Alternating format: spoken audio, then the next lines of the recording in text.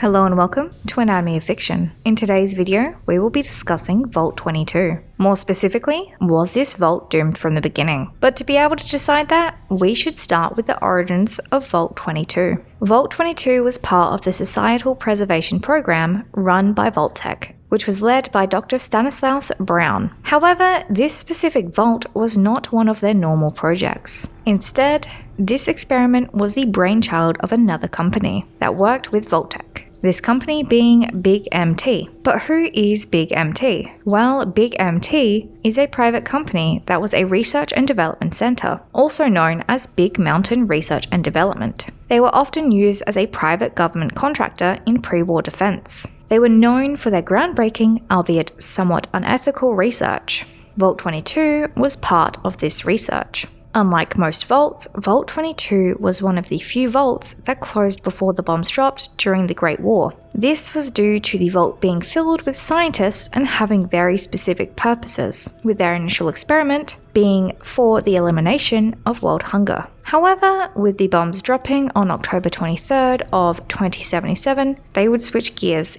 in their experiments inside of this vault. The experiments inside of the vault would continue to be related to agriculture. However, they would focus more on being able to sustain the lives of those living inside of the vault, considering there would be no outside support now that the outside of America had become the wastelands. One of these experiments would lead to the downfall of the vault. But what was this? Well, one of the experiments was a fungus given to the vault by Big MT. This fungus was supposed to be used to get rid of pests by infecting them and turning them into essentially a zombie-like creature, which would have allowed them to infect more pests. Essentially like what a cordyceps mushroom does, which also was the inspiration behind The Last of Us. However, the fungus backfired, as it infected more than just pests. Yes, it also infected the scientists that dealt with the fungus as well. This experimental fungus would cause the scientists to become sick and eventually pass away. However, with their deaths, it would not be the last they heard of them. Well, sort of. The fungus was causing the corpses to reanimate. The results of this experiment would cause the surviving members of the vault to attempt to destroy them, being the problem inside of the vault. Because most people would not be keen on sharing a house or a workplace with a reanimated plant zombie type thing, so the best course of action would be to kill them off. To do this, they would ignite gas inside of the lower levels, hoping to destroy the creatures created by the fungus. However, it only angered them. So the spore carriers attacked the living scientists, essentially chasing them out of the vault. Not much is known about their movements after leaving the vault until the reports of Randall Clark in 2096. Clark would spot the 118 former inhabitants of Vault 22 who had escaped. He found them in Zion Canyon. They were wearing the Vault 22 jumpsuits and were heavily armed. They were also coughing loudly and constantly. Because of this, he nicknamed the group Coughers, as he believed they may have had tuberculosis. However, he was wrong about the cause of the cough. The Vault 22 members did not come to the canyon in peace, however, killing off the majority of the inhabitants on February 11, 2096. As the days passed, Clark found the Vault 22 members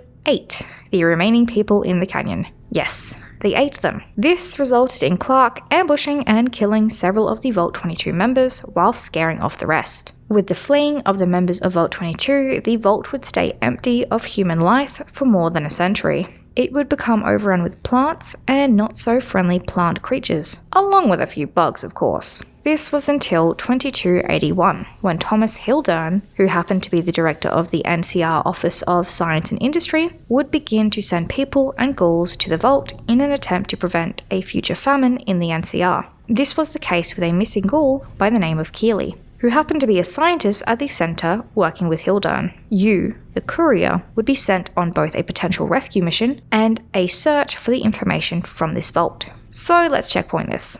By looking at the origins of this vault and what happened to it, was this vault doomed to fail from the very beginning? To do this, we should firstly consider who this vault experiment was designed by. Big MT. Big MT have been known for their groundbreaking research and their ethical issues. From their experiments on volunteers in the American public to the non-volunteer groups made up of Chinese Americans suspected of being communist spies. So Big MT sending them a potentially problematic sample is always possible due to their links to the army. them creating something with the possibility of having the ability to work in wartime as soldiers, would have been incredibly profitable. However, the initial goal of this vault was not to be a fallout shelter or a war-mongering manufacturer of weapons. Instead, it was to be a place for scientists to work on solving issues surrounding world hunger. This would have been incredibly profitable as well, and would have been helpful in both war and non-war times. So considering this, it is much more likely for the experiment to have gone awry, rather than it being an intentional sabotage of the vault. Considering that they were also working on several other projects in both their pre- and post-war times, it is possible that they, depending on what was and what was not successful, may have never actually had the opportunity to use the fungus if things went differently. So this being a sabotage dooming them from the start on Big MT's end is actually unlikely. So far, the vault was not doomed from the beginning. However, by looking into the experiments inside of the vault to know what was really going on to get a better idea about why Vault 22 failed, this may change things. Now that we have discussed the origins of the vault, we should discuss what the experiments inside of Vault 22 were. The pre-war experiments inside of Vault 22 were fairly harmless, focusing on the issue of world hunger, attacking this from several different angles. With this, they worked on creating advanced fertilizers, plants that were resistant to droughts, pests, and disease, as well as creating plants that could inhabit places such as the Mojave Desert. With the turn of the times and the falling of the bombs during the Great War, they would turn to keeping themselves alive and open up one of the donations from Big MT to start doing experiments on it specifically. This specifically being Beauveria mordicana, the fungus which was supposed to be used for pest control. The fungus was supposed to infect a host pest after it was exposed to fungal spores. These fungal spores were then supposed to colonize the body. In the next 10 to 20 days, the fungus would spread throughout its body, eventually causing the bodily functions to fail and the host to die. Even after the death of the host, the fungus would continue to expand, eventually taking over the motor functions, allowing it to move around and infect others by spraying spores out of the original host's body. However, the problem with the fungus was that it would go after creatures that were not what you would normally consider pests, like, scientists. So I guess you could say it worked a little too well. It was unspecific to who and what it would infect. So the humans in the vault would also contract this fungus. However, unknowingly at first. As the scientists experimented with the fungus, it would make its way through the vault, causing symptoms in the human dwellers. We would learn about the symptoms and the abilities of the fungus in people based primarily on the medical cases of those in the clinic. The first person in Vault 22 to have a confirmed infection from the Beauveria mordicana fungus would be Dr. Harrison Peters, with other groups presenting soon after. The first symptoms recorded were severe pneumonia. As time passed, fever, chills, and a terrible cough would also occur as symptoms. Through the course of the various members of the vault being ill, the only member with multiple case notes is Dr. Peters, who was said to have been treated with the usual treatment. This usual treatment is unspecified on what it actually is, whether or not it was an antiviral, antibiotic, or antifungal, or even a combination of any of these. It was, however, found that his body, instead of responding to the treatment, actively rejected it. This would lead to him becoming more sick. Eventually, his organs would fail before they were able to do exploratory surgery to find the cause. However, with him dying before surgery, they would be able to do an autopsy, considering, both his and the surgeon's schedules were cleared. During the autopsy, they looked inside of the lungs, and they found something rather interesting. They found fungus that was growing inside of the lungs, and it even continued to grow after the death of its host. Later in the day, when the doctor was working in the clinic and was about to head home for the day and close up the clinic, he would have another encounter with Dr. Harrison Peters, his reanimated corpse. The reanimated Peters would sit up and attack, apparently not too happy about being autopsied or having samples taken. Can you blame him? Luckily for the doctor who was in the clinic, he managed to flee in time, trapping Peters inside. So let's checkpoint this. Now that we know about the experiments, especially the Beauveria mordicana fungus, we should discuss, based on this, whether or not Vault 22 was doomed to fail. So the fungus was something that was given to the scientists dwelling in the vault from the very beginning from Big MT. This was not something that they managed to create on their own inside of the vault. Instead, this was originally an experiment that came out of the X-22 Botanical Garden inside of the Big MT facility. Considering there at Big MT, there would have been other scientists handling the fungus, there would have been signs of the fungus's potential to infect humans. However, this information was never passed on, nor was there any other information about careful handling procedures to not become a zombified plant person. This fungus would have had some tests done on it and would have been interacted with by scientists at Big MT. So at least one person inside of Big MT would have been infected. It may not have been deadly or cause the same symptoms when initially handled in Big MT. However, due to the fungus's ability to easily infect people and produce those symptoms, it would have had some infectivity in humans to be able to cause the same symptoms as it did in the insects. As with the people of Vault 22, none of them were at a higher risk of becoming plant zombies than normal people. In cases where we see abnormal fungal infections or fungi infecting humans for the first time, it is often in the cases of people who are immunocompromised. None of the members of Vault 22 were recorded as having any health issues prior to becoming infected. And with it being essentially the entire vault, it is unlikely to have an entire vault filled with immunocompromised people, due to the likelihood that would have gone wrong very fast. So this fungus had to have a prior history of infecting people, which Big MT would have known about before handing it over to Vault 22, as they were there to work out the bugs with the fungus, pun intended. Sending a fungus to a fully enclosed vault filled with scientists where no one was supposed to leave, where in theory, they could make this product useful to the outside world. Otherwise, why could they have not tested it at their base at the time? The fungus needed to be kept somewhere contained, as they knew it was a danger to society. This is why they sent it to Vault 22, in hopes that the scientists would stop it from being able to cause the disease in people. So with this in mind and how quickly it spread through the vault inhabitants, so far we are going to say that this vault was doomed. But we should discuss what happened after, as with this it will give us a better idea as to how the situation continued to play out and whether or not it was salvageable. So now we move on to what happened after the corpse of Dr. Harrison Peters reanimated, and a little bit about how this would have affected the Mojave and the New Vegas area. Peters was not the only member of the vault who had been infected with the fungus. No. Otherwise, it would be happy days and the vault would be still closed. Instead, the fungus would start to spread rapidly throughout the entirety of Vault 22. Other members would meet the same fate as Peters, becoming spore carriers that were aggressive to their former vault mates. This chaos would lead to the need for the vault to be cleansed of the spore carriers and reanimated corpses. So the plan would be to release gas into the lower levels of the vault and essentially blow up the spore carriers. Sounds like a great plan. So how come there are still the lower levels of the vault, and also the spore carriers all around? Well, that would be due to the fact that the blowing up part never happened. This was due to the spore carriers and reanimated corpses becoming even more aggressive from the gas, potentially in a self-defense sort of mechanism to keep the fungus alive, considering the hosts were long dead. So with the angered spore carriers, they would attack the scientists, who were not walking plant zombies.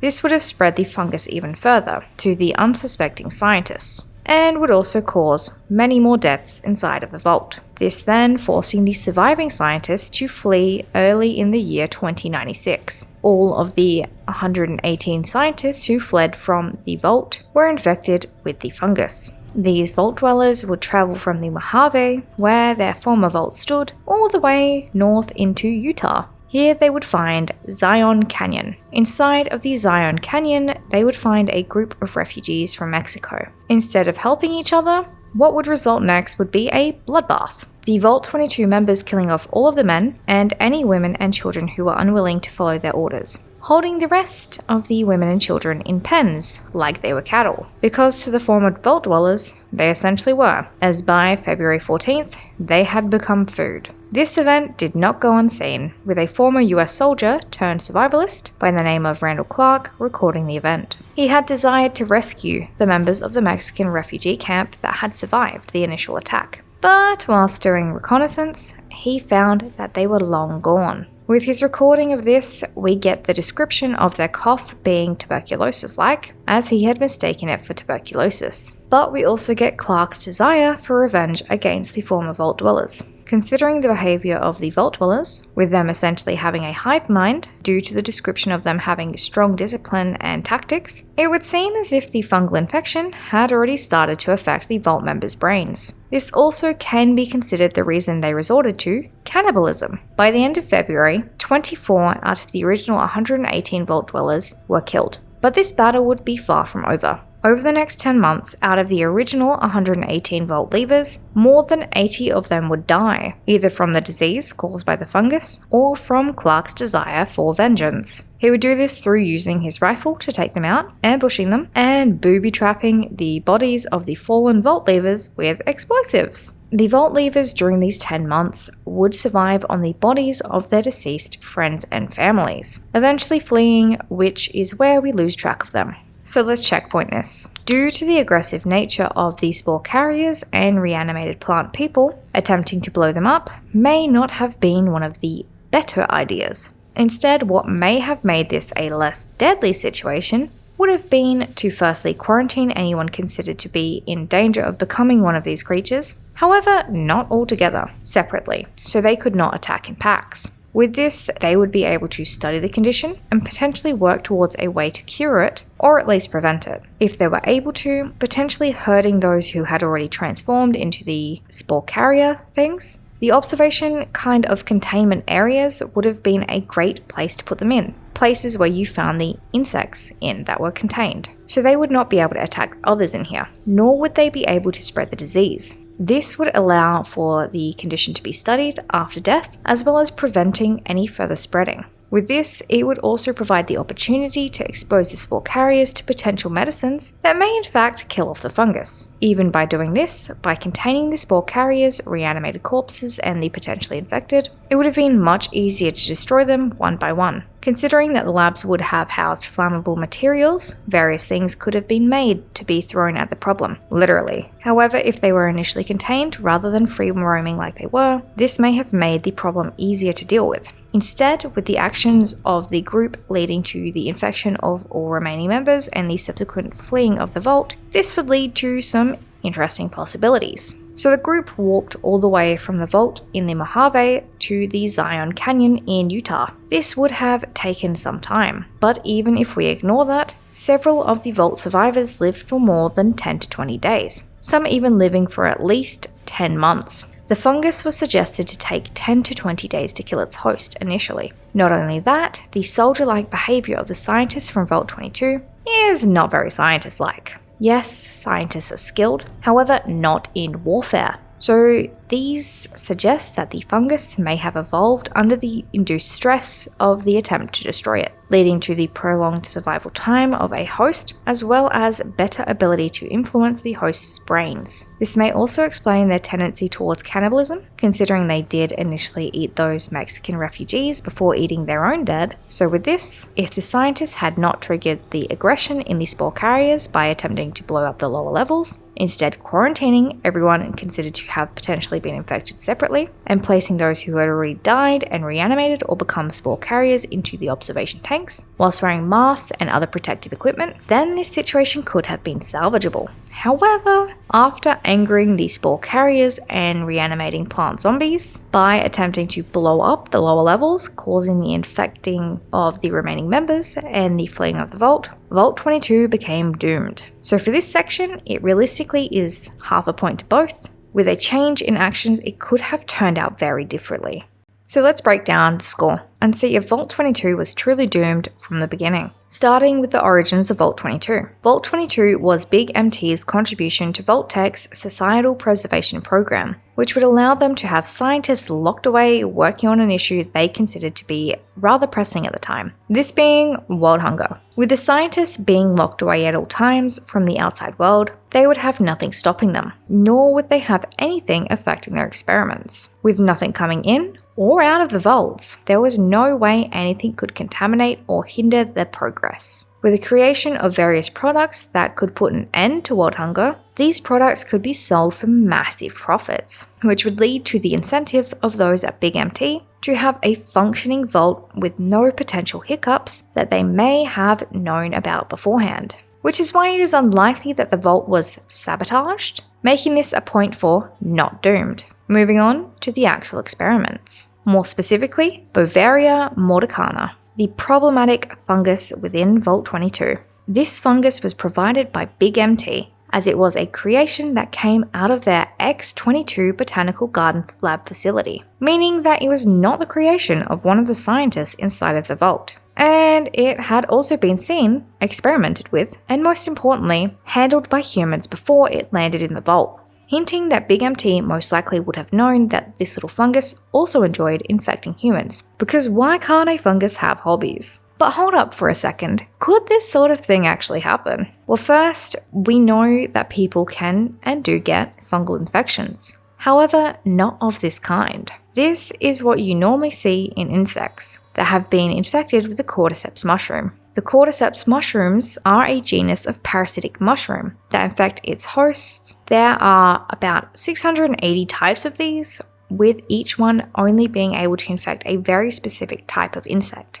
So one that affects an ant can't affect a caterpillar, nor could it affect a different species of ant. Most fungi can't spread from person to person or animal to animal. However, in very rare types of fungus, it can, like Candida auris. Anyway, back to Big MT. So Big MT would have known about this fungus's odd behavior, its ability to infect people, and also its ability to spread from person to person. As a fungus does not just wake up on a Tuesday and think, "Today's the day, I'm going to go infect a human." No, they don't think like that or really think. Big MT is also not known as a leader in ethical research. It is a leader in groundbreaking research, however not in ethics. It's quite good at unethical things, considering they locked their best and brightest in one place with no escape. Also knowing that the fungus would not be able to waltz out, it is likely that this is a purposeful action. Big MT likely hoped that the scientists would open the jar of fungus to experiment on it, get exposed to it, and figure out how to mutate it into not affecting humans, as well as potentially figure out a cure for it. If they failed and everyone got infected, well, the vault is sealed, it won't spread.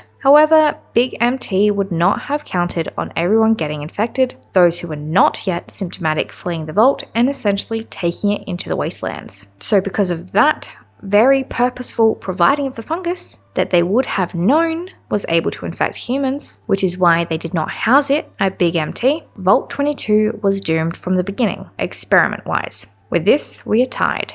Moving on to the after. After the first corpse reanimated. With their behavior after, was it doomed or was it salvageable? If they had changed how they went about getting rid of the fungus and the bodies it inhabited, then it could have been salvageable. However, they took the blow up the lower levels, everything will be fine approach and got attacked and chased out of there, leading to the members of Vault 22 wandering the wastelands. However, this does cause another problem, especially with what we know about this fungus. But what could that be? With the Vault 22 members leaving the vault and people from outside interacting with them, both alive and after death, there realistically should be more of a problem with this fungal disease in the Mojave and wasteland communities within. We see records of Randall Clark's interactions with them, which would have exposed him to the fungus. However, he did not just go off and live a hermit lifestyle after this. No, he would interact with the Sorrows tribe, in which we see reference to the interactions between the Vault 22 escapees and Clark. So this entire tribe would have the infection. As if Clark was infected, then it is likely the spores would end up on the various gifts he left for them, considering he was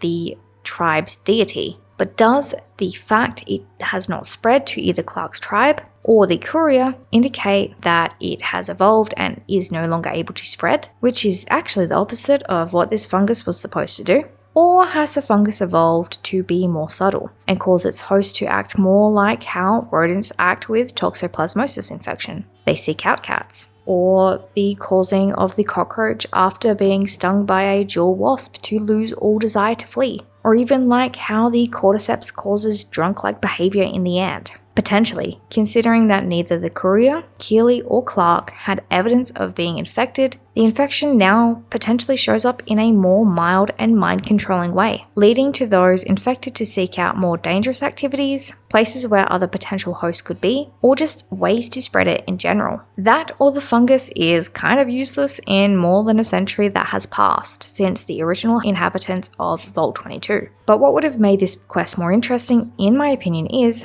by being exposed if you went in without some sort of respirator, courier getting infected, and making this an additional side quest that would make you search for a potential cure for the fungal disease. As what does not make sense with this is that you can just walk around the vault without any sort of protection and show no signs or symptoms of having the disease. Considering every single member of the vault ended up showing symptoms of the disease, and you get exposed to the spores through the air and the creatures inside of the vault, and you get nothing. But anyway, back to the vault leavers' behavior. With the members of Vault 22 leaving the vault, both they being infected and also them unlocking the door to Vault 22, essentially opens up the metaphorical doors for the spores that would have been inside the air of the vault to go into the wastelands, along with the spores contained inside of them, leaving them to spread the fungus to anyone they meet. With the changes in both their behavior and also the increase in the survival time of those infected, it hints that the fungus evolved, meaning that it may be less evident who is infected by the fungus, making both the diagnosis and eradication of the disease more difficult. Considering that all Vault 22 members ended up with it, and it was released into the wastelands,